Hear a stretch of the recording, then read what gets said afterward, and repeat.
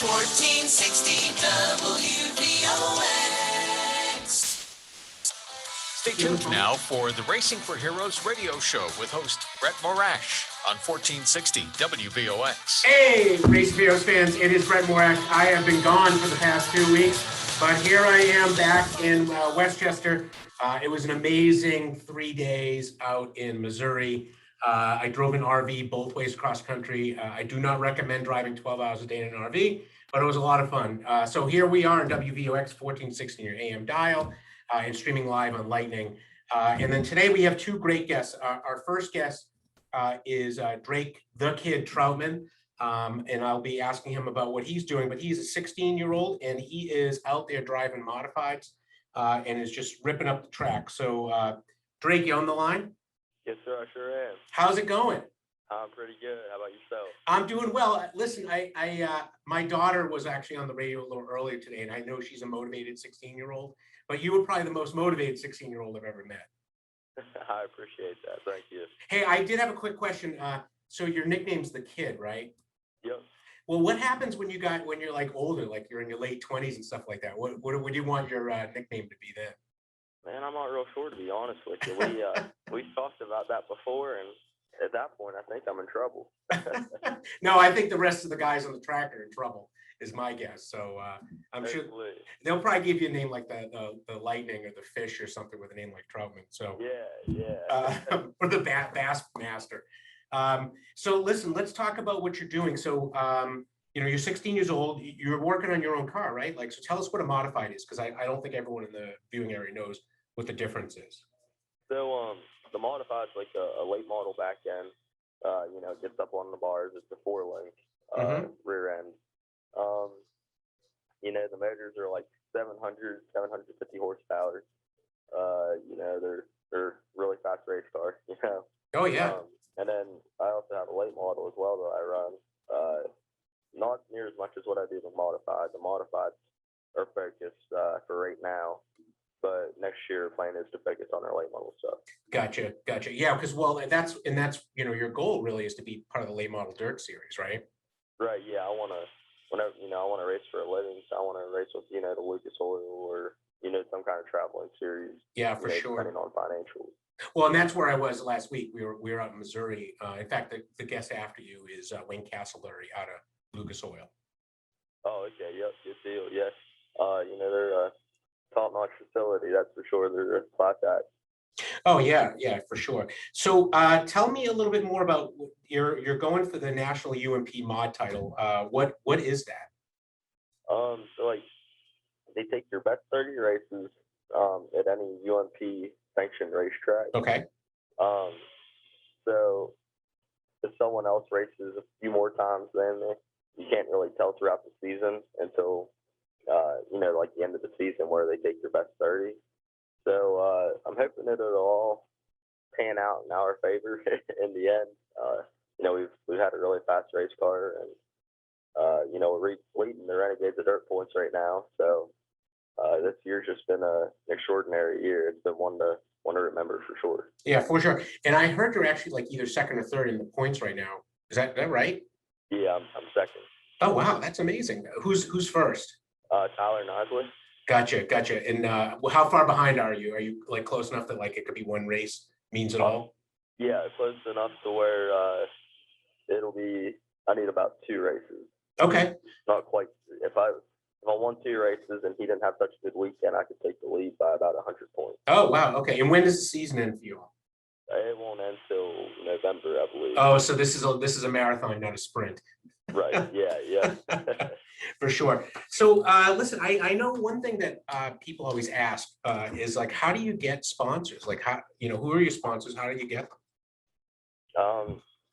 Throughout the years, we try to, be as professional as what we can and, make ourselves look good so we can, get sponsors, because without sponsors, we aren't going to be on the racetrack. So right. They kind of came to us throughout the years, and we went after a few of them throughout the years. So it's kind of a little bit everything, but I have a ton of great sponsors that are backing me, and really they're the only reasons why I can do what I do. Yeah, and who are your sponsors, by the way? Give a little shout out for them. I got Spent Transport, they're a trucking business right here out of Roaring Springs, Pennsylvania. So they're actually local, but they in like 1,000 trucks. Oh yeah. I-65 Transport, Legendary GT, RFI Resources, LaSalle Racing Engines, MB Customs Race Cars, Schaefer Construction, Choose Diesel Performance, Wheeler Fleet Solutions, Merkel Swing and a Prayer, Thunderhill Trucking, Coors Notary, and Right Tire. Mom and dad, right? You get throw. Oh yeah, my mom and dad for sure, my Sam and my Pat, my Mimo and my Pat, DNR Trucking and R&D Brokerage, and I know I'm forgetting some people, but just all my sponsors that help me out. I'm really thankful for what they do for me. Well, hopefully you were reading those off your car and all those stickers along the side. Yeah. I do know one I was forgetting. Thomas Cumberland Subaru Hyundai, and then their natural resources. Gotcha.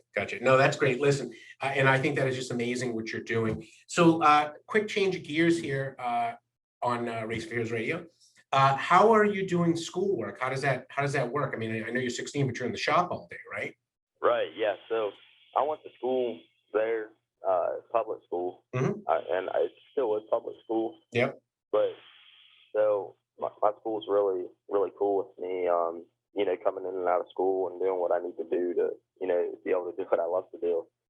So I went to school for the first 9 weeks this year, Mm-hmm. and in school, and then on the third 9 weeks, I was gonna miss like a month and a half for Florida. Oh wow. And like a week for Fayetteville, like a week and a half for Bristol. So like I was gonna be missing a ton of school. So we were like, well, is there any chance that we could do like a cyber school deal? So they're allowing me to do that.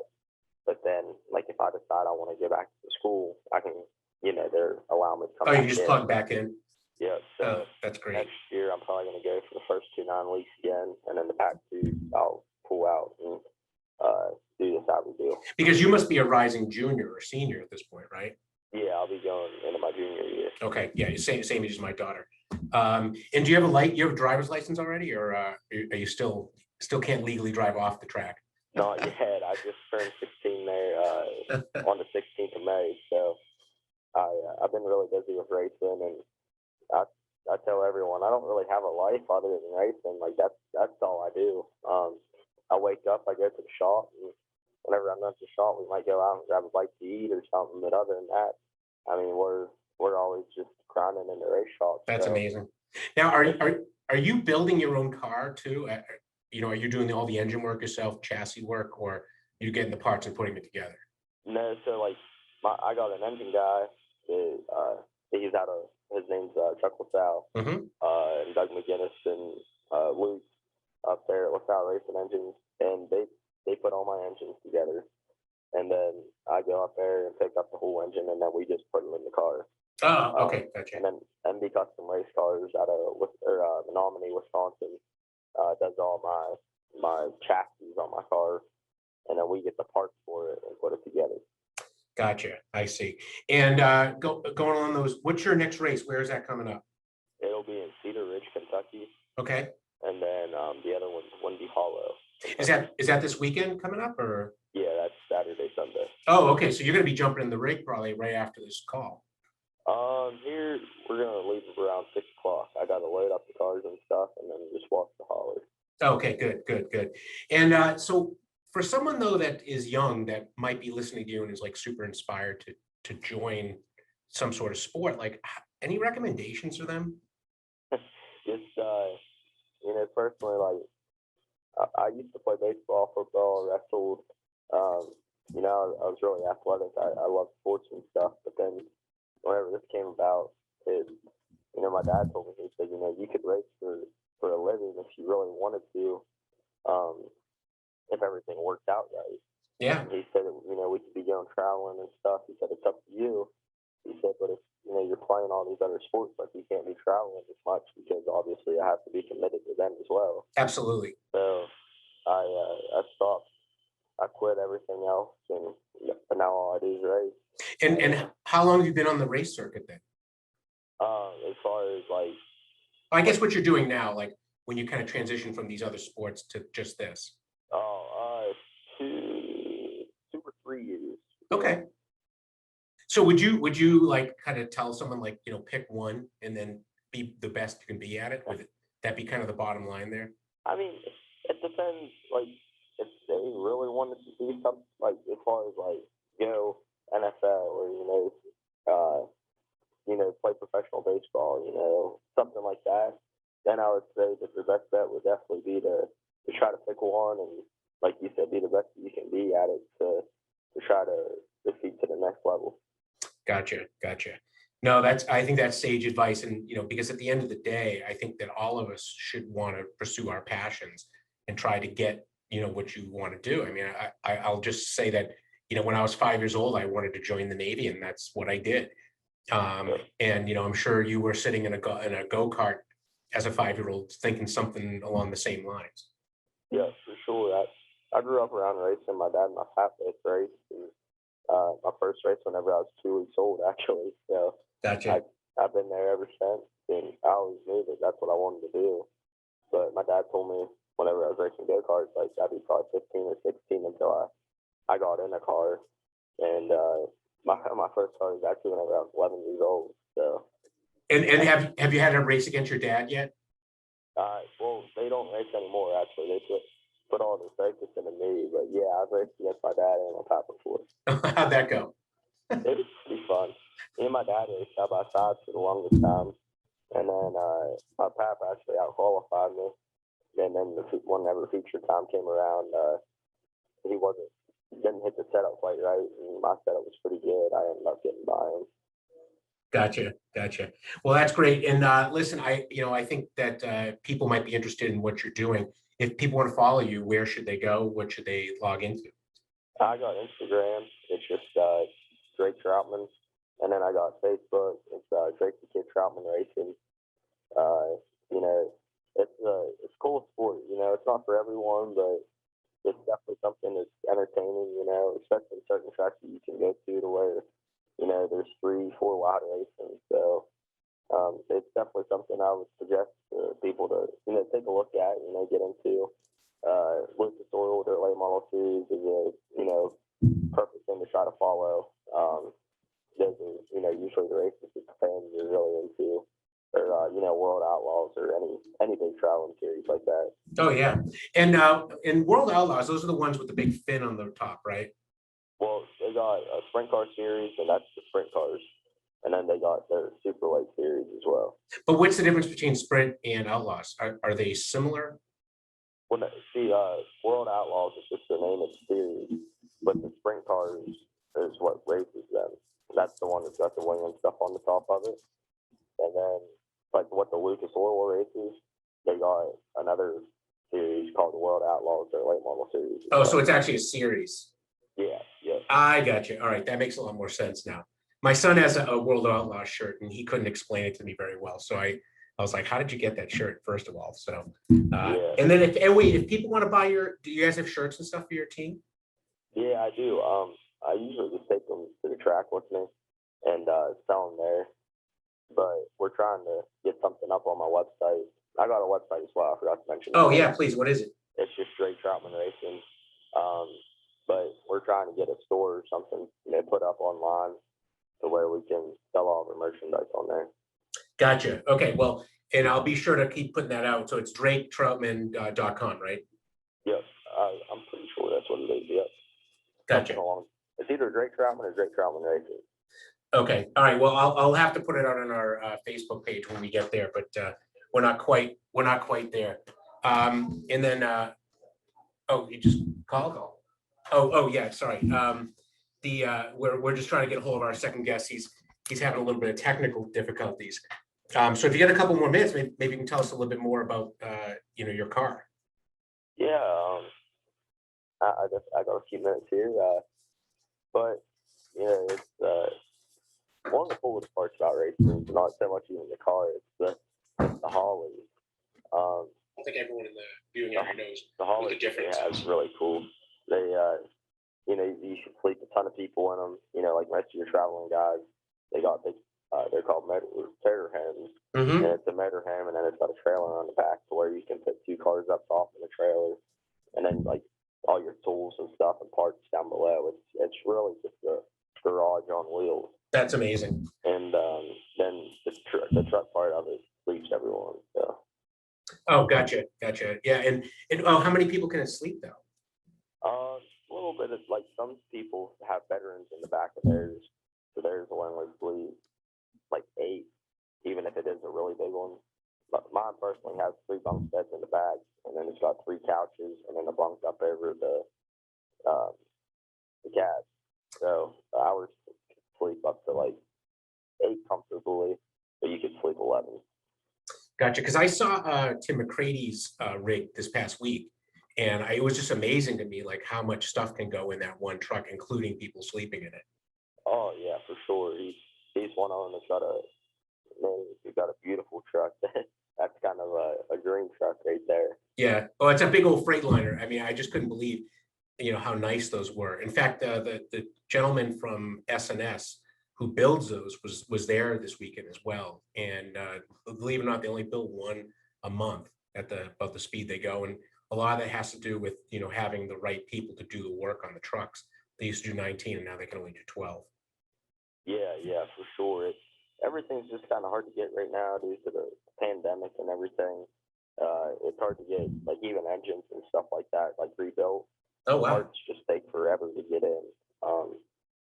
So that's kind of throwing a fork into things a little bit, but it'll all work out in the end. Yeah. Has you had any problems with that yourself? I have, yes, sir. We've been trying to put a few engines together right now. 2 new ones actually that we can't get. We got most of the parts in, like the big parts, but it's even just the small ones. It's getting tough to get in. Gotcha. Yeah, because that's always a challenge, I would think, especially with the COVID stuff. If you can't get the stuff delivered to you. Yeah, it's been a little bit of a struggle for sure. Even just parts on the car and stuff, I haven't really had a whole lot of issues with that. But whenever it comes to the engine side of it, it's a little bit hard to find that. Gotcha. Well, listen, Drake, I don't want to take up any more of your time. I know you got to get back to that, but I'm going to talk to our fans here just a little bit more today about some of the stuff that we saw at Lucas Oil. So thank you very much for all of your time, and I wish you all the best of luck in the upcoming season. Yes, sir. Anytime. I really appreciate it. Thanks for having me on. Yep. Thanks so much. Yep. Have a good one. Bye. All right, Racing for Heroes fans. It looks like our second guest is having some technical difficulties calling in. So what I'm going to do is I'm going to kind of talk about what happened last week. So and just some of the things that I observed as somewhat of a new person when it comes to the dirt track racing side of things. I've always followed the paved stuff. So dirt track was just amazing to me. And so it really starts off, it was amazing to me that so early in the morning, the grounds crew is out there and they had this thing called a lily rake that they started with. And what the lily rake is it looked like a ground aerator, but it had like little spinning heads on it. And it was pulled by a John Deere tractor. And as the lily rake would go along, it would grind up the dirt on the bottom. And then that would dig down, maybe 3-4 inches to kind of prepare the track. And then it was a constant state of watering the track as well. And it was amazing to me. They had these tanker trucks. And when I say tanker trucks, I mean more than one, would constantly drive around placing water on the track, even though we had some torrential rains. The same rains that kind of hit the East Coast late last week. We had them a little earlier. It was just stunning to me, the amount of water that had to go on the track. And it was really because the water would evaporate and they had to get the track to this very, very specific density that would allow the dirt cars to go around and properly slide. And we saw it a couple of times where we had like a young driver on the track who was driving the modifieds, very similar to what Drake was talking about. And he was just having a really hard time trying to get the car to slide. So if you've ever seen kind of Fast and the Furious, if you've never seen dirt driving, you've seen them kind of do their kind of slide. It was very similar idea to that, but on dirt. And as the track went on and on and on through the night, that dirt got packed down more and more and more and became a little more slick. I had the opportunity a little earlier in the day that we were there that I got to drive the golf cart and onto the track, and I could not keep it steering because it was just like no grip on the tires that we had, and we just kind of slid down the track. But it was just really surprising to me as to like what that really felt like. And so I can only imagine that going around the track at the 100 or so miles per hour that those guys are doing, that they would run into exactly the same problem. So anyway, but listen, I that should be a good lead in, because our second guest is on, Wayne Castleberry, who is very gracious to call in today. He works at Lucas Oil, and he was the guy that was really making it all happen. I do not understand how he has enough hours in the day. He must be working on one of those 25 hours a day, 8 days a week sort of things, because I don't know how he does it. Wayne, thanks for calling in. Thank you for having me. Yeah, no, listen, I was just explaining to everyone the amount of preparatory work that goes into the racetrack. It was just stunning to me. Yeah, the average fan that sits in the stands or watch it on TV probably does not grasp the amount of work and how many moving parts go into putting on an event like that, from NASCAR level all the way to level. It's when you put on a production like that and then you put it live on TV, it's a lot of preparation and a lot of meetings, and you try to get it all come together. And fortunately, it all came together last weekend, and we had a great show, and we had y'all there, and a great pre-race ceremony, national anthem with your cars and McCready's car. And I thought all that was really good. Yeah, it was wonderful, and orchestrating that is so incredible. In fact, I was telling everyone earlier, my son Henry came out with me, and he got shanghaied into helping with the world's largest American flag that they were flying. And he was one of them? He kind of got roped in it because he saw a bunch of people standing there. And then they were like, "Hey, kid, come on over." And next thing you know, he's holding it with the rest of kind of like the racetrack guys. Oh, that's cool. That's cool. Yeah, he loved it. And what he thought was particularly funny was they lit off the fireworks right behind him, and he was not expecting that. So it was just great. I loved it. But listen, I just want to thank you personally, because I it was very clear to me that the amount of work and energy that goes into that is stunning. And a lot of that was you. Well, it's not just me. There's a whole team of people, but we were very, very appreciative that y'all could be there, help us recognize the military and the veterans on Memorial Day weekend. We just thought it was very, very fitting to have y'all there, and hopefully we can do that again next year. Yeah, we're looking forward to it. I mean, we were super honored to be there. We're looking forward to the future. And if anyone wants to watch dirt racing, where should they go? Where besides cable, right? MAV TV is like, I think, a start, but there's so much more than that. Yeah, so Lucas Oil owns the TV network MAV TV, which is on Direct TV and a lot of different cable subscriber companies. So you can look that up. MAV TV is on Direct TV on channel 214. But you can also go to mavtvplus.com, which is our streaming website on the internet, and all the events from this year have been archived. Every event will be live streamed all year long. So you just have to get a subscription to mavtvplus.com, which is like $99 for the year, which is very, very inexpensive when you count up the amount of races you can watch from home versus going and paying, hotels, gas, tickets to get in. RV. It's a really good deal. Yeah, no, in fact, we have it at home. I watch races like all day. It's kind of on in the background. And my kids enjoy it. But yeah, so that's great. And then Lucas Oil, of course, has like a tremendous range of products, everything from, oil products, obviously petroleum, but like cleaning products and everything else under the sun. Yeah, they have marine products, outdoor products for fishing gear, for your boats, for motorcycles. They got pretty much any kind of product you need for any kind of vehicle that you might have, or recreational vehicle.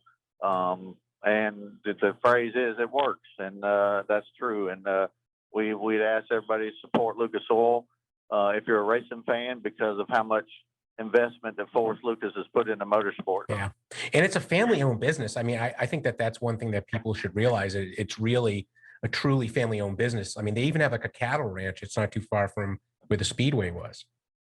Yes, yeah, they have Forrest Lucas he's heavily involved in several other businesses. One of them is a cattle ranch, and then they have the TV network, and then obviously all the different racing entities. but at the end of the day, it's all about selling oil. True. So it's true. all about selling oil. He'll sell a cow, but he's trying to sell some oil at the same time. That's right. Well, listen, I spent like about $100 on marine products down at the main store there at the track. So I will tell you, the Morash family is definitely a Lucas Oil aficionado family as well. Well, we appreciate that. And like I said, we appreciate you coming to the event. And we hope it was successful for you all and brought a lot more recognition to your organization. Being associated with Tim McCready might turn out to be, you might be part of the 2021 championship team. Yep, we're looking forward to it. Well, Wayne, thank you so much for being on the show. We're in the last minute, so I'll let you go. But listen, good luck for the rest of the season, and I'm sure I'll talk to you again soon. Thank you so much for having me on, and take care. Yes, sir. All right, Racing for Heroes fans, we are getting to the end of the show. What I would ask you to do, please, is check out our website, www.racingforheroes.org. Check out some of the things we have coming up. And also, for those of you who are interested, our strike challenge got delayed till April due to some of the COVID challenges that we're still having down in Virginia. But we're looking forward to the future. So without further ado, team, I will see you next week and a little further down the road from the real Doug Lane. I got a dream of chasing it just one way. It's just a little farther down the road.